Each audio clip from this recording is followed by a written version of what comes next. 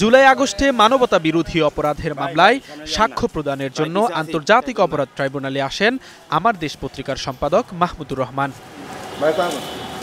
সোমবার সকাল ১১টায় ট্রাইব্যুনাল ১-এর চেয়ারম্যান বিচারপতি গোলাম মর্তুজা মজুমদারের নেতৃত্বাধীন ৩ সদস্যের বিচারিক প্যানেলে শুরু হয় সাক্ষ্য গ্রহণ।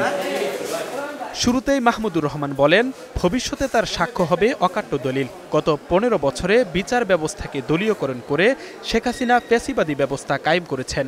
আমরা এর আগেও দেখেছি যে বিচারের নামে অবিচার হয়েছে এবং সেটা নিয়ে বিতর্ক তৈরি হয়েছে।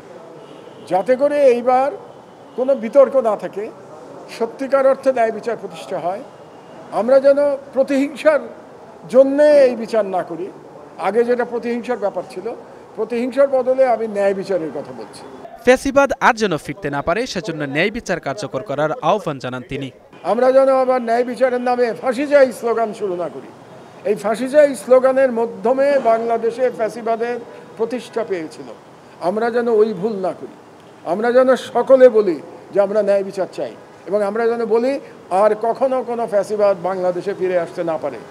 ভিন্নমতের মানুষকে দমন এবং বিচার ব্যবস্থাকে দলীয়করণের মাধ্যমে শেখ হাসিনার ফ্যাসিবাদী সরকার হিসেবে প্রতিষ্ঠার কথা তুলে ধরেন মাহমুদুর রহমান।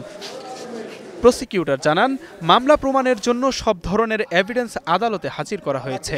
আমরা মনে করি যে এই মামলায় প্রমাণের জন্য যথেষ্ট এভিডেন্স ইতিমধ্যে আদালতে আমরা উপস্থাপন করতে সক্ষম হয়েছি। সুতরাং আর কোনো সাক্ষ্য তেমন বেশি প্রয়োজন নেই।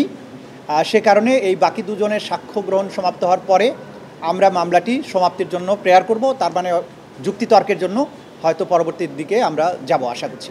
সাক্ষ্য গ্রহণে মাহমুদুর রহমান বিডিআর হত্যাকাণ্ড, শাপলা হত্যাকাণ্ড ও সরকারের পরিকল্পনায় গণজাগরণ মঞ্চের নামে মব কালচার সৃষ্টি করে জামাত নেতাদের ফাঁসি দেওয়ার বর্ণনা তুলে ধরেন।